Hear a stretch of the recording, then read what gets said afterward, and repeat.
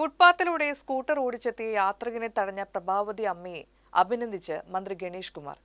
കേരളത്തിനൊന്നാകെ മാതൃകയാണെന്ന് നടൻ ജോയ് മാത്യുവും. ഇന്നത്തെ പല ചെറുപ്പക്കാർക്കുമില്ലാത്ത സ്വതന്ത്രബോധവും പൗരബോധവും കോഴിക്കോട്ടുകാരനായ എനിക്ക് മാത്രമല്ല, കേരളത്തിനൊന്നാകെ മാതൃകയായി. അഭിവാദ്യങ്ങൾ പ്രവേശി എന്ന് ജോയ് മാത്യു കുറിപ്പിൽ പറയുന്നു.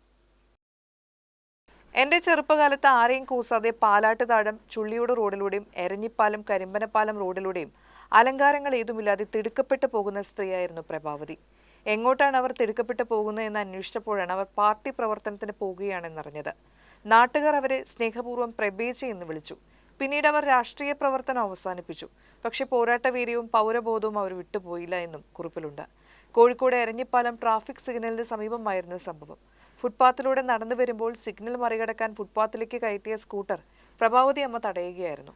ഗതാഗത മന്ത്രി K B Ganesh Kumar, MVD Kerala ഉൾപ്പെടെ പ്രഭാവതി അമ്മയെ അഭിനന്ദിച്ച് ഒരുപാട് പേർ രംഗത്തെത്തി.